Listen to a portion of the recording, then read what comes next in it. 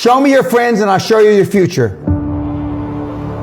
Unless you want average in America, married, 2.4 kids with 1.5 dogs. But I can guarantee you, you will never achieve anything greater than your highest aspiration. If you want $1 million, you'll make $1 million, not $1.5 million. If you want 10 million, 100 million, and you'll never exceed that. If you change 1 billion lives, that's a formula to become a billionaire and change the world. Time costs lives. Show me your friends and I'll show you your future. You want to know why you're all f***ed up? Just look at the bums you hang around with. I do what you don't want to do, that you know that you got to do to be where you want to be. Ted Turner just gave his 75th anniversary party on CNN a few months ago. And he makes a couple of comments and he says, number one, and I'm not suggesting this for everybody. It's how I lived though. First 10 years of my starting CNN, I slept on my couch. I didn't have an apartment. Bill Gates slept in the office. Steve Jobs slept in the office. And I can go down a whole list. Now these are super successful, mega wealthy guys. I slept in my office. Not everybody's willing to make that sacrifice. But it's not the only thing. But even if you don't sleep in your office, if you want to send your kids to a better school, if you want to be able to take care of your mother when she gets dementia, if you want to, this all takes money. My children aren't getting any of my money when I die. Not one centavo, not one penny. And two of my kids are cool with it. One of them's not so cool with it. I'm not going to, I think Andrew Carnegie, by the way, Andrew Carnegie, arguably the richest, most successful entrepreneur of all time, he said the best thing that you can have for a child is him to be born into poverty. And I agree.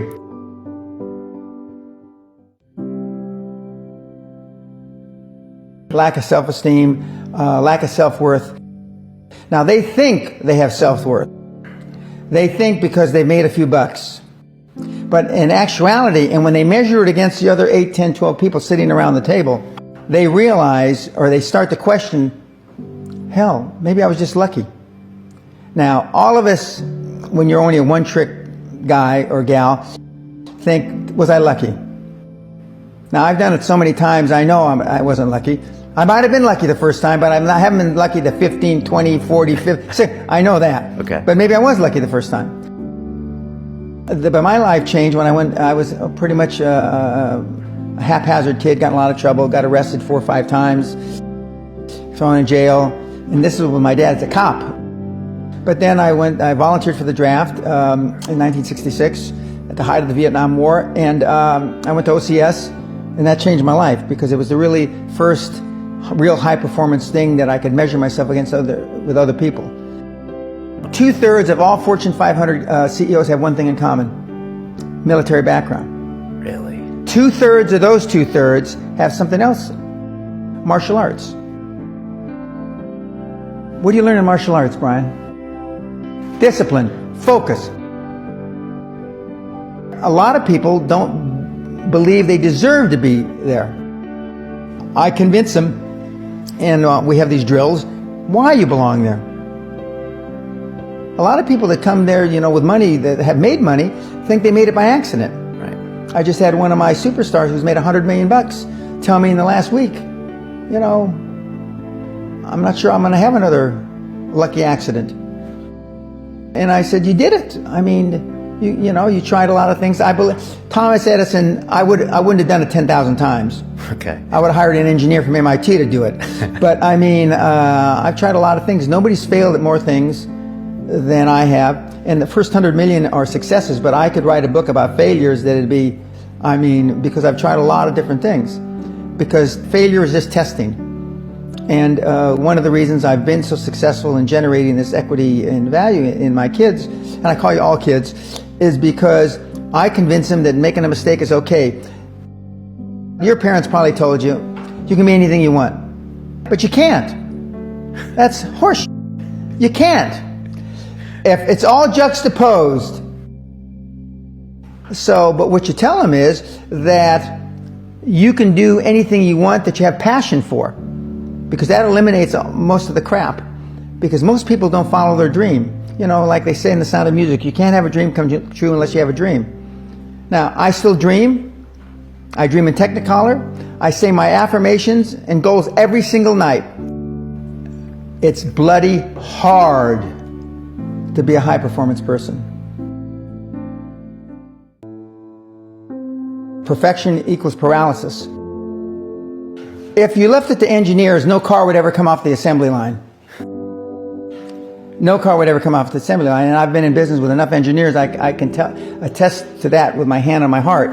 They'd still be trying to make it better. And the internet business is very much the same. The internet kids want to test and test and test, and they want the landing page to be this. Roll it out. The great thing about the internet is your results are instantaneous. If something that I'm overseeing at a Concord level, 60,000 feet, doesn't work in 2 days, forget about it, move on. And today at our meeting, now the young kids are, we ran it 3 days, sir, and we closed it down. And they are thinking I'm going to ask why. I said, no, that's fine. Next. Because without them making mistakes and without them being allowed to make the decision, they never get any better. And in 95% of the time, I know probably better than they do. We're never going to be able to know everything or have them know everything unless they make some mistakes and get comfortable with making mistakes. What gets measured gets accomplished. Without measurement, you're just fooling yourself. Before I had any money, I used to go to the Rolls-Royce dealers and sit in the cars and smell the leather, touch the leather, okay? I went to $1 million houses, and my wife and I would walk through the house, and they'd say, when are your parents getting here, kids? No, we are the buyers.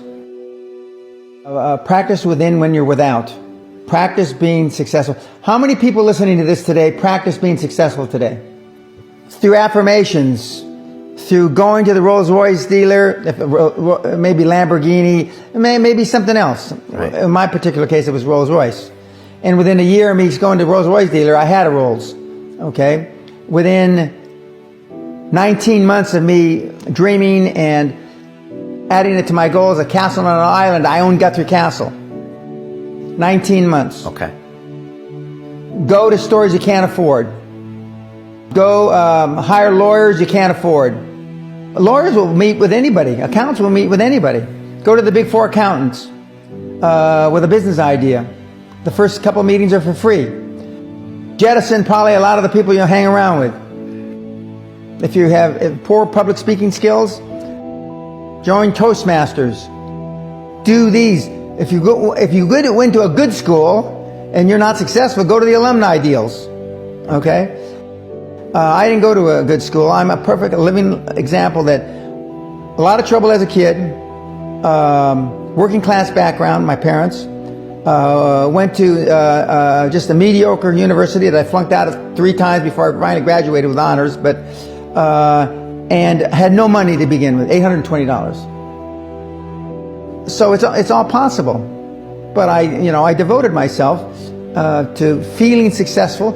I was wearing suits like this before I could afford them. Most people procrastinate because they're unsure, so just do it. And but I've never had a problem just doing it, because one of the things is you learn as a young combat infantry officer is time costs lives. We overanalyze because we're unsure. We don't overanalyze because we are not sure if it'll work or not. We're more worried about, on the emotional side, it embarrassing us.